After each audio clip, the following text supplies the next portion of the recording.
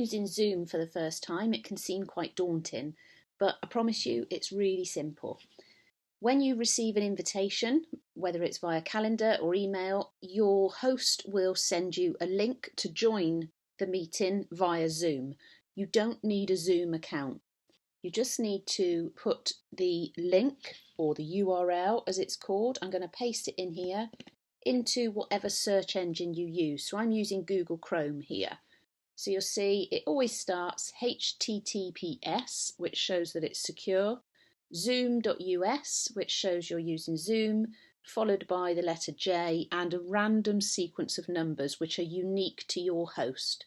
So that gets either copied into your search engine, or it gets clicked on from the link that your host has sent you, and it will open naturally. It's always best to join a Zoom meeting from your computer or laptop. You can do it from your phone, but it's a little more fiddly. So what I'm showing you here is from a laptop. So that's in your search bar. Press enter so that it loads, and it will start to load the meeting. It's asking me if I want to open Zoom US. It's safe, please do so. So open. You may not get asked to do that. And then it starts to open the meeting. And then this comes up here. And sometimes you can't see the bottom, so you need to hover near the bottom to bring up this toolbar here. I'm going to make it the full screen so that we can see it. You've got mute. So what you can do is you can mute yourself so that nobody can hear you typing or coughing or the dog barking or the doorbell going.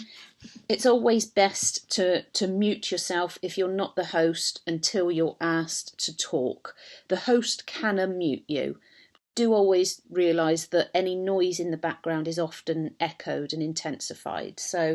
But if your host can't hear you, check down here and make sure there's not a red cross through it, like there is here for start video.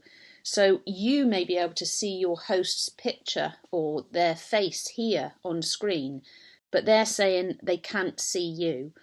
And that will probably be because your video isn't started. So you need to click that so that it starts. If you've got a post-it note or anything over your camera, make sure that it's removed.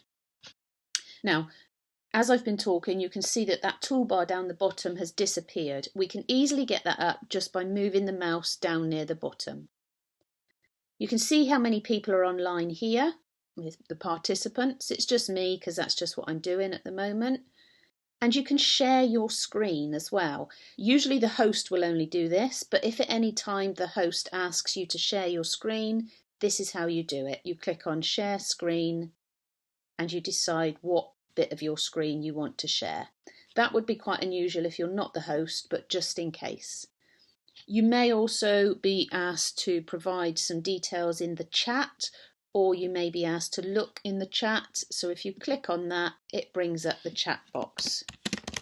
If you're joining a busy Zoom call, maybe with colleagues or family members, you can talk to people here as well.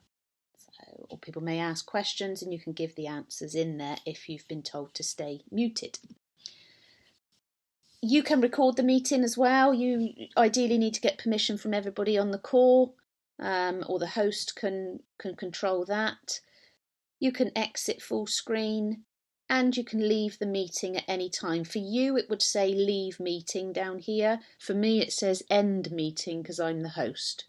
And when the host ends the meeting, they have the choice to whether they want to leave it or whether they want to end the meeting for everyone. And that's what I'll do there.